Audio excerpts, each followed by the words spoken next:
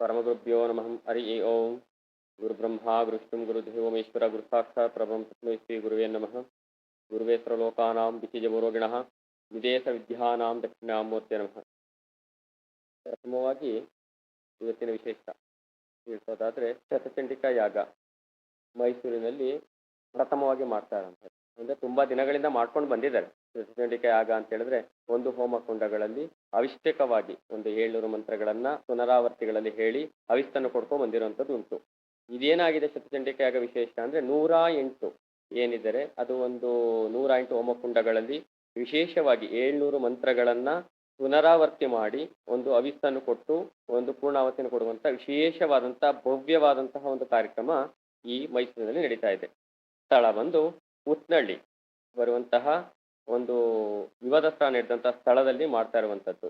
ಇದಕ್ಕೆ ಮೈಸೂರಿನಲ್ಲಿರುವಂಥದ್ದು ಶತಚಂಡಿಕಾ ಯಾಗದ ಒಂದಿಷ್ಟು ಮಹತ್ವಗಳನ್ನು ತಿಳಿಸೋಣ ಅಂತ. ಮೊದಲನೇದಾಗಿ ಯಾಗನೇ ಬೇರೆ ಹೋಮನೇ ಬೇರೆ. ಇಲ್ಲಿ ನಡೀತಾ ಇರುವಂಥದ್ದು ಯಾಗ. ಯಾಗದ ವಿಶೇಷ ಎಂತ ಅಂತಂದ್ರೆ ಆರೋಗ್ಯ ಇಲ್ಲದಂಥವರು, ತುಂಬಾ ಆರೋಗ್ಯ ಕೆಟ್ಟಿರುವಂಥವರು, ಅಥವಾ ಕುಟುಂಬದಲ್ಲಿ ಪಿತೃದೋಷಗಳಿರುವಂಥವರು, ಅಥವಾ ಕುಟುಂಬದಲ್ಲಿ ತುಂಬಾ ಕಲಹಗಳಿರುವಂಥವರು, ಅಥವಾ ವಿವಾಹದಲ್ಲಿ ವಿಳಂಬ ಆಗ್ತಾ ಇರುವಂಥವರು, ಅಥವಾ ತುಂಬಾ ಪ್ರೌಢಾವಸ್ಥೆಯಲ್ಲಿದ್ದು ಅಂದ್ರೆ ಆರ್ಥಿಕ ಪರಿಸ್ಥಿತಿ ತುಂಬಾ ಚೆನ್ನಾಗಿದ್ದು ಸಮಾಧಾನ ನೆಮ್ಮದಿ ಇಲ್ಲ ಅಂತ ಜೀವನವನ್ನು ಕಂಡುಕೊಳ್ಳುವಂತಹ ವಿಶೇಷವಾದಂತಹ ಯಾಗ ಆಗಿರುತ್ತಿದ್ದು. ಈ ಯಾಗದಲ್ಲಿ ಪ್ರತಿಯೊಬ್ಬರು ಕೂಡ ಪಾಲ್ಗೊಳ್ಬೇಕು. ಪ್ರತಿಯೊಬ್ಬರು ಕೂಡ ಅಮ್ಮನವರ ಅನುಷ್ಠಾನವನ್ನು ಪಡೆಯುವಂಥದ್ದು. ಏನಂತಕ್ಕೆ ಅಂದ್ರೆ ಇದು ಒಂದು ಶಕ್ತಿಪೀಠ. ನಮ್ಮ ಚಾಮುಂಡಿ ಬೆಟ್ಟದ ಪಕ್ಕ ಜ್ವಾಲಾ ತ್ರಿಪುರ ಸುಂದರಿ ಅಮ್ಮನವರ ಪಕ್ಕದಲ್ಲಿರುವಂತಹ ಮೈದಾನದಲ್ಲಿ ಮಾಡ್ತಾ ಇರುವಂಥದ್ದು. ಶ್ರೀ ಸರ್ವಮಂಗಳ ದೇವಸ್ಥಾನ ಸೇವಾ ಟ್ರಸ್ಟ್ ಅವರ ಒಂದು ಅನುಷ್ಠಾನದಲ್ಲಿ ನಡೀತಾ ಇರುವಂಥದ್ದು ಇದು. ಹಾಗಾಗಿ ಸಮಸ್ತ ಮೈಸೂರಿನ ಜನತೆ ಹಾಗೂ ನಮ್ಮ ಕರ್ನಾಟಕದ ಜನತೆ ಎಲ್ಲರಿಗೂ ಸಹ ಈ ಒಂದು ಸೌಭಾಗ್ಯವನ್ನು ಕರುಣಿಸಿಕೊಳ್ತಾ ಇರುವಂಥದ್ದು ಸರ್ವಮಂಗಳ ದೇವಸ್ಥಾನ ಸೇವಾ ಟ್ರಸ್ಟ್ ಅವರು. ಹಾಗಾಗಿ ಎಲ್ಲರೂ ಕೂಡ ಈ ಯಾಗದಲ್ಲಿ ತನು ಮನ ಧನ ವಿಶೇಷವಾಗಿ ಹೇಳ್ಬಿಡ್ತೀವಿ ನಾವು. ಏನು ಅಂದ್ರೆ ಒಂದು ಪೂರ್ಣಾವತಿಯನ್ನು ಕೊಟ್ಟು ಯಾಗದಲ್ಲಿ ಒಂದು ಅವಿಸ್ತನ್ನು ಕೊಡ್ತಾ ಇದ್ದೀವಿ. ಈ ಯಾಗದ ವಿಶೇಷ ಅಂದ್ರೆ 13 ಪೂರ್ಣಾವತಿಗಳಾಗತ್ತೆ. ಮತ್ತೆ ಗುಡಾನದಲ್ಲಿ ಬೆಲ್ಲದನ್ನದಲ್ಲಿ ಯಾಗವನ್ನು ಮಾಡ್ತಾ ಇರೋಂಥದ್ದು.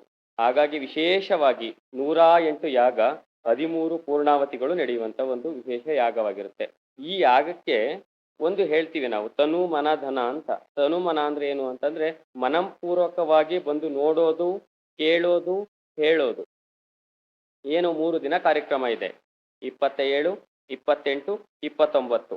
ಈ 3 ದಿನದಲ್ಲಿ 2 ದಿನ ವಿಶೇಷವಾಗಿರುವಂಥದ್ದು. 28ನೇ ತಾರೀಕು ಲಕ್ಷ ಜಪ ಆಗತ್ತೆ. 29ನೇ ತಾರೀಕು ಬೆಳಿಗ್ಗೆ 8 ಗಂಟೆಯಿಂದ 12 ಗಂಟೆಗೆ ಪೂರ್ಣಾವತಿ ಇದೆ. ಹಾಗಾಗಿ ವಿಶೇಷವಾಗಿ ಪೂರ್ಣಾವತಿಗೆ ಬರುವಂಥದ್ದು ಸೇವೆ ಮಾಡುವಂಥದ್ದು. ಸೇವೆ ಅಂದ್ರೆ ಈಗೆಲ್ಲ ನಮ್ಮ ಸಮಾಜದಲ್ಲಿ ಒಂದು ಇದಾಗ್ಬಿಟ್ಟಿದೆ. ಸೇವೆ ಅಂದ್ರೆ ಹಣ ಕೊಡಬೇಕು ಹಾಗೆ ಹೀಗೆ ಅಂತ. ಆದ್ರೆ ಏನಾಗಿದೆ ಅಂತಂದ್ರೆ ನಮ್ಮ ಪೂರ್ಣಾವತಿಗೆ 7 ಪೂರ್ಣಾವತಿಗಳು ಮಂತ್ರ ಹೇಳುವಂಥದ್ದು. 700 ಮಂತ್ರಗಳನ್ನ 13 ಪೂರ್ಣಾವತಿಗಳು ಕೊಡುವಂಥದ್ದು. ಇಲ್ಲಿರುವಂತಹ ನಮ್ಮ ಸಂಸ್ಥೆಯ ಒಂದು ಏನಿದೆ ಕಾಂಟ್ಯಾಕ್ಟ್ ಅಲ್ಲಿ ಕೊಡುವಂಥದ್ದು ಅಥವಾ ನಿಮ್ಮಲ್ಲಿ ಸೇವೆ ಮಾಡುವಂಥದ್ದು 7 ರೂಪಾಯಿ ಅಥವಾ 13 ರೂಪಾಯಿಗಳನ್ನ ಕೊಟ್ಟರೆ ಸಾಕು ಅಂತ ಹೇಳುವಂಥದ್ದು.